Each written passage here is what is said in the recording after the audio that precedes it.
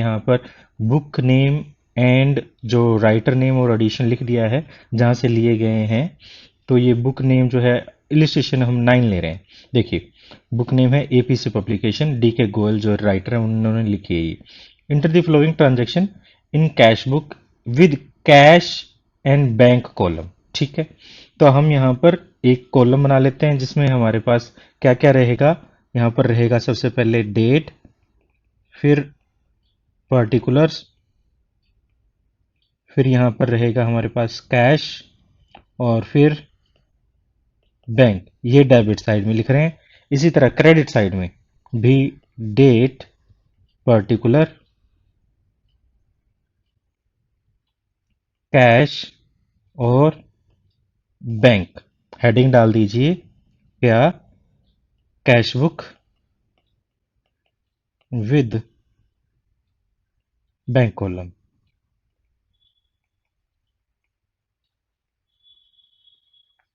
ठीक है, तो स्टेटमेंट पढ़ते हैं। सबसे पहले 2018 की, हम क्रोनोलॉजिकल ऑर्डर में बनाते हैं। 2018 की जून 1 से लेकर जून 30 तक हमें बैलेंस दिए गए हैं। तो हम कमेंस बिजनेस विद कैश, जो बिजनेस कैश में शुरू हुआ है 2018 की जून 1 को। आप जानते हैं कैश आपका रियल अकाउंट है। अगर कैश इंक्रीज हो तो इधर, और बैंक इंक्रीज हो तो इधर, कैश डिक्रीज हो तो इधर, और बैंक डिक्रीज हो तो इधर।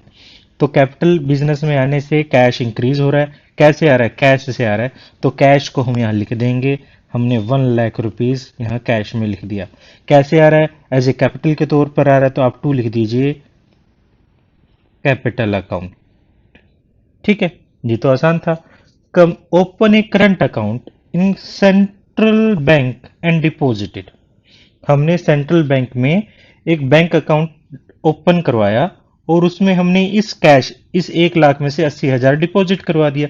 तो हमारे पास बैंक इंक्रीज हो गया। ठीक है, और कैश कम हो गया। बैंक के इंक्रीज होने पर हमने इस तरफ लिखा, और कैश के इंक्रीज होने पर हमने इस तरफ लिखा, डिक्रीज होने पर, सॉरी। तो हमने यहां पर ऐसे लिख दिया है। यहां पर हम लिख देंगे, ये क्या तारीख है? 2 तारीख को, 2 जून को, टू कैश अकाउंट, और इधर लिख देंगे जून 2 को बाय बैंक अकाउंट। ये दोनों तरफ लिखा जा रहा है, तो हम आइडेंटिटी के लिए एक सी लिख देते हैं। C stand for contra entry. Second भी आसानी से हो गया। अब देखिए, फर्दर कैपिटल इंट्रोड्यूस। कुछ और बिजनेस में कैपिटल इंट्रोड्यूस की गई है 50,000, out of which 40,000 deposited into the bank. अब किस दिन ये किया गया है ये नहीं बताया गया, तो ये मानना जाएगा, it to be assumed that ये पैसा हमने उसी दिन बैंक में जमा करवा दिया था। तो कहने का मतलब, अब हमारे पास जो कैपिटल इंट्रोड्यूस हुई है, कैश जो टोटल 50,000 था, जिसमें से कैश जो है वो 10,000 और बैंक जो है वो 40,000 हमारा इंट्रोड्यूस हुआ है, और टोटल इस तरह से 50 इंट्रोड्यूस हुआ है। तो हम यहां पर जो कैश जो है, अब इसमें कैश इंक्रीज होगा 10,000 से, बैंक जो है इंक्रीज होगा 40,000 से। तो हम यहां पर क्या कर देते हैं? हम कर देते हैं कैश जो है वो 10,000 से इंक्रीज हुआ है, और बैंक जो है 40,000 से इंक्रीज हुआ है, और 3 जून को लिख देते हैं टू कैपिटल अकाउंट। ठीक है, ये भी काफी आसान था। आगे देखिए, आगे पढ़ लेते हैं। आगे क्वेश्चन में कहता है, goods purchase 60,000 plus CGST and SGST. देखिए, आप याद कीजिए, जब आप परचेज करते हैं तो परचेज अकाउंट को आप करते हैं डेबिट, और जो परचेज अकाउंट डेबिट करने के बाद सीजीएसटी जो इनपुट होता है उसको भी डेबिट करते हैं, एसजीएसटी को भी आप डेबिट करते हैं टू करते हैं कैश। तो इन सभी में कैश कम हो रहा है, इन सभी से कैश कम हो रहा है। तो आप यहां पर क्या कर देंगे? अब कैश अगर कम हो रहा है तो यहां पर देख रहे हैं आप, अगर बैंक से था तो बैंक देखिएगा, बट एंड कहता है इशूड बाय ए चेक। हमने चेक जो है चेक पे किया, तो यह सभी के सभी चीजें बैंक की से हो जाएंगी, कैश की बजाय बैंक से हो जाएंगी। तो आप क्या करेंगे, आप करेंगे आपका जो 3 तारीख को, 3 जून को बैंक डिक्रीज हुआ 60,000 से, क्योंकि आपने परचेज किया बैंक से। ठीक है। दूसरा, इसके ऊपर 60,000 पर 6%, 3600 आपने दिया इसी पर इनपुट CGST, और इसी पर आपने दिया 3600 इनपुट SGST। आई होप ये समझ आया होगा। और क्यों हुआ ऐसा, इसका रीजन भी आपको पता है, मैं थोड़ा सा दोबारा से बता देता हूं। आपने बैंक से दिया है पैसा, तो आप यहां पर परचेज अकाउंट, नॉर्मली जब भी आप माल परचेज करते हो परचेज को डेबिट करते हैं, जो कि 60,000 था। और आपने इनपुट CGST, अगर आपको ये जीएसटी की बात समझ नहीं आ रही तो आप हमारी प्रीवियस जो वीडियोस हैं उसमें जीएसटी से रिलेटेड वो आप देख लीजिएगा। इसके ऊपर 60,000 पर एट द रेट जो 6% हो जाता है 3600, इनपुट जीएसटी क्या होता है, इनपुट CGST डेबिट कर देंगे और यहां पर हम बैंक कर देंगे। ठीक है। तो बैंक जितना भी होगा 67,200 हो जाता है। तो 67,200 जो है ये बैंक हमारा क्या हो रहा है, बैंक डिक्रीज हो रहा है। तो आप बैंक की साइड अलग अलग अकाउंट लिख देंगे तीनों ही। तो हमने यहां पर ये कर दिया है। आगे पढ़ते हैं, क्वेश्चन में क्या दिया गया है। आगे 4 को, यहां तक हो चुका, आगे 4 को पढ़ते हैं। 4 को क्या कहता है, sold goods 40,000 plus CGST SGST, check received which was immediately deposit into bank. तो हम ये मान लेंगे कि हमारा बैंक इंक्रीज हुआ है। तो बैंक इंक्रीज हुआ, बैंक जब इंक्रीज हुआ कितने से, 40,000 से, बैंक सेल से इंक्रीज हुआ। 4 तारीख को आप लिख देते हैं टू सेल्स अकाउंट। इसी के ऊपर 40,000 पर 6%, 2400 हमारे पास हो जाता है टू, आप यहां पर आउटपुट CGST हो जाएगा, और इसी पर 2400 आउटपुट SGST हो जाता है। ठीक है। उसके बाद हम नेक्स्ट पढ़ते हैं 8 को, sold goods to Ram on credit. अब यहां पर ये जो 8 को हमने ट्रांजैक्शन की है ये हमारी यहां पर नहीं आएगी। इसका ना आने का सीधा सा रीजन क्या है, क्योंकि ये क्रेडिट ट्रांजैक्शन है। क्रेडिट ट्रांजैक्शन को हम कैश बुक में नहीं लिखते होते, तो इसको हम यहां पर नहीं लिखेंगे। ठीक है। आगे देखिए, आगे हमारे पास क्या कहता है, receive cheque from Ram in full settlement of his account. ठीक है। राम से, राम को हमने कितना माल देना था, 15,000 प्लस CGST और SGST। तो टोटल 15,000 की हमारी सेल थी। 15,000 पर 6%, 900 CGST हो जाएगा और 900 SGST हो जाता है। तो टोटल 16,800 रुपये बनते हैं, जिनमें से 16,500 रुपये हमने उससे रिसीव कर लिए चेक से। ठीक है। अब ये रिसीव किए हैं, रिसीव किया है चेक, चेक डिपॉजिट किया है या नहीं ये नहीं बताया गया। अब यहां चेक नेक्स्ट लाइन में कहता है check received on 10th June deposited into bank. तो यानी वो नेक्स्ट डे को डिपॉजिट किया गया है हमारे पास, कब, 12 तारीख को डिपॉजिट किया गया है। तो देखिए होता क्या है, ट्रांजैक्शन आप जानते होंगे, नहीं जानते तो मैं थोड़ा सा बता देता हूं। हमारे पास ये जो ट्रांजैक्शन होगी, ट्रांजैक्शन किस तरह से होगी, हम करेंगे सबसे पहले cheque in hand, cheque in hand account debit करेंगे, जो कि 16,500 रुपए का चेक आया है। टोटल 16,800 लेने थे, 300 रुपए उसने डिस्काउंट ले लिया, तो ये हम कर देंगे डिस्काउंट अलाउड। ठीक है। ये कौन था, राम था। ये तो हुई फर्स्ट ट्रांजैक्शन। अब जो सेकंड है क्या होगा, ये चेक जो है बैंक में डिपॉजिट करवाया गया, बैंक इंक्रीज हो गया। तो आप इस चेक को बैंक में जब डिपॉजिट कराओगे, इंक्रीज होगा, बैंक इंक्रीज होगा, तो ये हमारे पास 16,500 रुपए आप लिख देंगे यहां पर, और टू लिख देंगे कब, 12 तारीख को चेक इन हैंड। ठीक है। आई होप ये आपको समझ आया होगा। अब देखिए ये हमारी पूरी बात हो चुकी है। आगे 12 तारीख को चेक रिसीव्ड, ठीक है ये भी हो चुका है, सॉरी।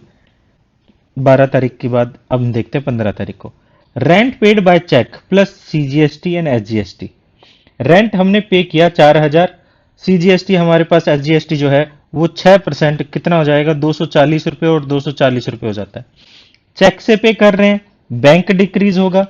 चेक से पे कर रहे हैं, बैंक डिक्रीज होता, हम क्या कर दें यहाँ पर बैंक साइड में लिख देते हैं 4,000 हमारा रेंट था, मैं ब्लैक पेन का इस्तेमाल कर लेता, 4,000 हमारा रेंट था, तो बाय रेंट 15 तारीख को था, और इस पर 240 रुपये इनपुट सीजीएसटी और 240 रुपये इनपुट एसजीएसटी हो जाएगा इसी तारीख को। ठीक है, आगे देखिए आगे क्वेश्चन क्या है। आगे क्वेश्चन में कहता है paid commission by cheque including CGST and SGST. Same उसी तरह से जो कमीशन पेड किया है हमने चेक से पे किया है, ये इंक्लूड करके है, ये बात ध्यान रखिएगा। यहां पर ये थोड़ा सा हमारी कैलकुलेशन आ जाती है, हम कैसे इसको एक्सक्लूड करेंगे। ठीक है, इसके लिए मैं थोड़ा इसको रब कर देता हूं जिससे थोड़ा आपको देखने में आसानी हो। देखिए यहां पर ये कहता है कि हमारे पास पेड कमीशन, कमीशन पेड किया गया, इंक्लूडिंग, ये इंक्लूड करके है, कितना 11,200 रुपये इंक्लूडिंग है, जिसमें सीजीएसटी और एसजीएसटी दोनों इंक्लूड हैं। सीजीएसटी कितना है हमारा 6%, और एसजीएसटी भी कितना है हमारा 6% ही है। ठीक है, तो हमारे पास टोटल अगर हम कमीशन की बात करें तो कमीशन को आप 100 मान लीजिए, सीजीएसटी को आप 6% मान लीजिए, और एसजीएसटी को भी आप 6% मान लीजिए, टोटल 112 हो जाता है। तो 112 जो है वो आपके पास दिया गया है 11,200। तो डिवाइड कर देते हैं हम 112 से, और हमें क्या निकालना है, टोटल निकालना है, तो 100 से गुना कर देते हैं, तो हमारे पास ये कितना आ जाता है 10,000 आ जाता है।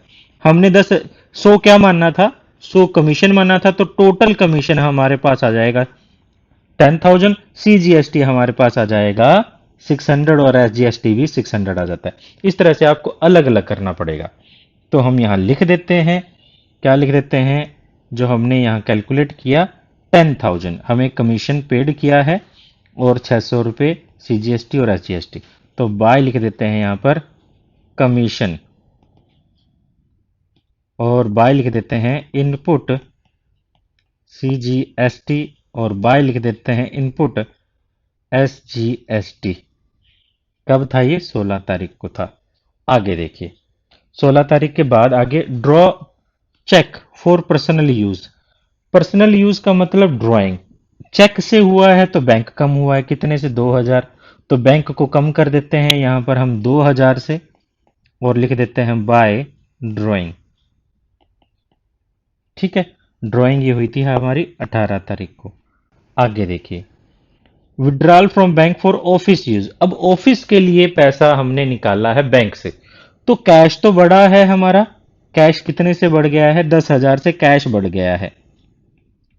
ठीक है, और बैंक कम हुआ है, 10,000 से बैंक कम हुआ है, दोनों तरफ है, तो हम आइडेंटिटी के लिए सी लगा देते हैं। और ये क्या क्या रीजन था हमारे पास, किस तारीख को था, ये तारीख थी 25 तारीख, कर देते हैं यहाँ टू बैंक, और यहां कर देते हैं बाय कैश। ठीक है, 25 तारीख को मैंने दोनों एक ही लाइन में लिख दिए हैं जिससे थोड़ी कंफ्यूजन कम रहे।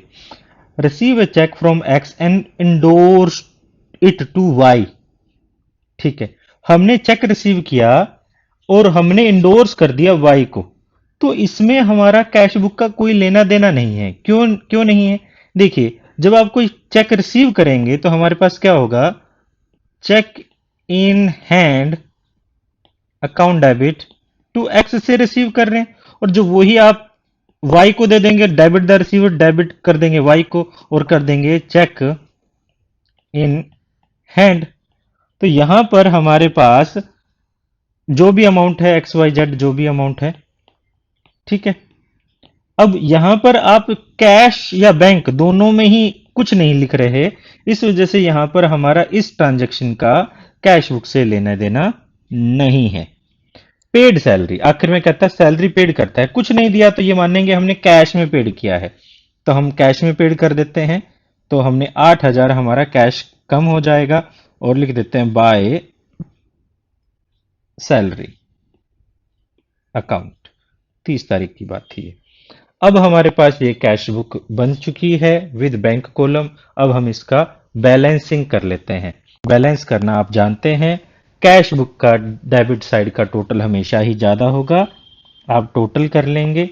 टोटल कैश बुक का जो टोटल आता है वो आता है हमारे पास 1,20,000 रुपए, और इस साइड का टोटल हमारे पास 88,000 आता है। तो आप 1,20,000 में से जब आप 88,000 लेस करेंगे 32,000 हमारे पास बैलेंस बचेगा। ये बैलेंसिंग फिगर है, ये हमारे पास 30 तारीख को कर देंगे बाय बैलेंस कैरिड डाउन। ये बैलेंसिंग फिगर है। अब इसी तरह हम बैंक साइड का भी टोटल करते हैं। बैंक साइड का जब डेबिट साइड का टोटल किया तो 1,81,300 निकलता है, और जब क्रेडिट साइड का टोटल किया तो 94,880 निकलता है। तो डेबिट साइड का टोटल ज्यादा है, इसका भी डेबिट बैलेंस निकलेगा, तो हम ये 81,300 यहाँ पर लिखकर इसमें से लेस कर देते हैं। तो लेस करने पर 86,420 बचेगा। यही बैलेंसिंग फिगर है, और इसको हम नेक्स्ट मंथ में जुलाई फर्स्ट में क्या कर देते हैं, टू बैलेंस ब्रो डाउन कर देते हैं 32,000 और 86,420। यहाँ पर डबल लाइन लगाना ना भूलें, जिससे आपकी आइडेंटिटी रहती है कि हमारा यहाँ पर अकाउंट एक क्लोज हो चुका है और नेक्स्ट अकाउंट में ये जो ट्रांसफर हो चुकी है ट्रांजेक्शन्स। तो देखिए, अब हम देखते हैं हमारा नेक्स्ट और आखिरी क्वेश्चन जो जीएसटी से रिलेटेड है। तो ये रहा हमारा नेक्स्ट क्वेश्चन। इसमें भी हम पहले की तरह ही हम लिख लेते हैं, ये इस तरफ डेट, फिर particulars, cash,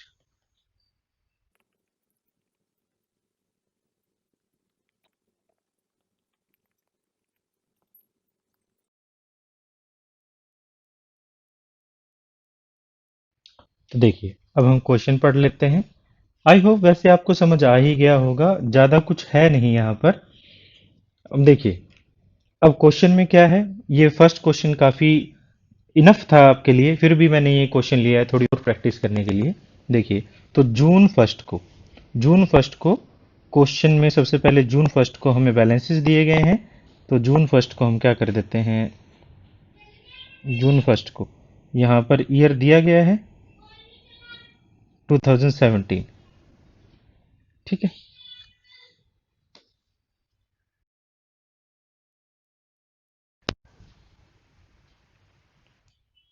2017 June 1 to balance broad down. कितना कितना बैलेंस है, कैश इन हैंड है 3151 और 91,401। ठीक है, receive a cheque for rent and paid into bank. हमने बैंक में डिपॉजिट कर दिया तो सीधा मानेंगे बैंक इंक्रीज हो गया, तो 990 आप इधर डाल देंगे। किस तारीख को, 2 तारीख को, टू रेंट अकाउंट। ठीक है, उसके बाद कहता है brought goods for 50,000 trade discount.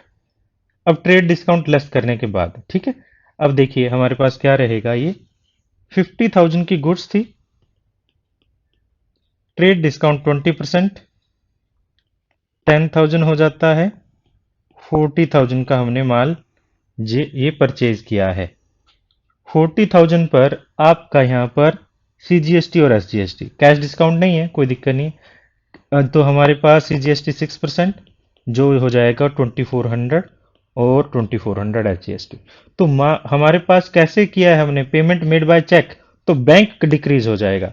तो अब बैंक को डिक्रीज कर देंगे कितने से, 40,000 से, 240 से और 240 से। किस तारीख को, ये 5 को, जून 5 को। तो बाय कर देते हैं परचेज अकाउंट, और बाय कर देते हैं इनपुट CGST और बाय कर देते हैं इनपुट SGST। आई होप ये आपको समझ आया होगा। आगे देखिए, आगे क्वेश्चन में कहता है paid trade expenses. Trade expenses paid कर रहे हैं, कुछ नहीं दिया गया तो मानेंगे कैश दिया है, कैश कम कर देंगे। रेंट कुछ नहीं दिया गया तो मानेंगे कैश कम हो जाएगा। आगे इंश्योरेंस चार्जेस कुछ नहीं दिया गया तो मानेंगे 100। अब यहां देखिए ये इंश्योरेंस चार्जेस है, लाइफ इंश्योरेंस चार्जेस नहीं है। अगर लाइफ इंश्योरेंस चार्जेस होता तो आप इसको ड्राइंग मानते। ये इंश्योरेंस है, नॉर्मल इंश्योरेंस है, ये इंश्योरेंस जर्नल इंश्योरेंस की कैटेगरी में आता है। क्यों? क्योंकि हमें क्वेश्चन में लाइफ आगे नहीं दिया गया, तो हम ये मानेंगे कि हमने हमारे बिजनेस के वेलबींग के लिए ही करवाया। 15 को हमने दिया था ट्रेड एक्सपेंसेस, 16 को हमने दिया था, यहां पर देख रहे हैं, 16 को हमने दिया था यहां पर रेंट, रेंट अकाउंट कर लेता हूं, और 17 को हमने दिया था यहाँ इंश्योरेंस, और ये कितना था? 100 था। ठीक है, आगे देखो, सोल्ड गुड्स 80,000, 80,000 ट्रेड डिस्काउंट 10%, तो 80,000 में से अब 10%, 10% लेस कर देंगे, कितना हो जाता है? 8,000। तो ये 72,000 हमारे पास आ जाता है। सो 72,000 का सेल किया और रिसीव ए चेक। ठीक है, चेक मिला है, तो ये 72,000 तो हमारा यहाँ बढ़ जाएगा। उसके ऊपर आपको CGST और SGST, ये 4,320 हो जाती है, 4,320, 4,320। तो आप किस तारीख को कर रहे हैं? 25 तारीख को यहाँ कर देंगे सेल्स अकाउंट, और उसके बाद इसी तारीख को आप लिख देंगे आउटपुट CGST, और टू लिख देंगे आउटपुट SGST। ठीक है, ये हमारे पास, आई थिंक ये भी आपको समझ आ गया होगा, बहुत ज़्यादा मुश्किल नहीं होता cash book. Rent, sorry, received cheque from John, cheque मिला है 6,000 का, कैश बढ़ गया, तो कैश बढ़ गया तो हम लिख देंगे। ठीक है, कैश बढ़ा हुआ हमने लिख दिया है। किससे रिसीव हुआ था? जॉन एंड कंपनी से रिसीव हुआ था, तो 28 तारीख को लिख देंगे जॉन एंड कंपनी। ठीक है, आगे देखिए, कहता है purchase 10 national plan certificate of ₹100 at 95। ये होता क्या है बेटा? ये हमारी बुक वैल्यू होती है, ये फेस वैल्यू कह सकते हैं, सॉरी, ये हमारी फेस वैल्यू होती है। और जिस पर ये परचेज किया गया वो 95 रुपीज है each, and paid them by cheque, हमने चेक से दिया, तो 10 100 मल्टीप्लाई बाय 95 कर देंगे, तो 95 100 में ये परचेज किया है। तो चेक से पेमेंट किया, तो चेक से आप ये पे करें किया है तो बैंक कम हो जाएगा, और 30 तारीख को आप लिख देंगे। ये एक तरह से इन्वेस्टमेंट होता है। आप इसको नेशनल प्लान सर्टिफिकेट NPC लिख सकते हैं, आप इसको एज ए इन्वेस्टमेंट भी लिख सकते हैं, ये हमारी इन्वेस्टमेंट है, तो आप इसको इन्वेस्टमेंट लिख सकते हैं, तो मैंने इन्वेस्टमेंट लिख दिया।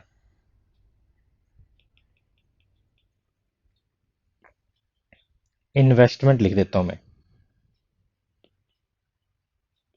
ठीक है, बस हो गया हमारा क्वेश्चन। अब हम क्या करें? बैलेंस निकाल लेते हैं। अब देखिए, बैलेंस में हमारे पास इस तरफ का टोटल 3151 आता है, इस तरफ का टोटल 350 620 आता है, सॉरी 620 आता है। 3151 में से 620 लेस करें, 2531 आता है। इसी तरह इस दोनों साइड का टोटल कर लेते हैं। दोनों साइड का टोटल क्या है? इसका टोटल आता है 179031, और इस साइड का टोटल आता है 54,300। ठीक है, तो ये हमने यहाँ लिख लिया है, और बैलेंस निकल आएगा 1,24,731। तो ये हमारी बैलेंस की फिगर थी 30th को, तो लिख देते हैं बाय बैलेंस कैरी डाउन, और इधर कर देंगे टू बैलेंस ब्रोट डाउन। कब? जून 1 को, जुलाई, सॉरी जुलाई 1 को कर देते हैं 2531 एंड 124731। इस तरह से हम क्वेश्चन करेंगे।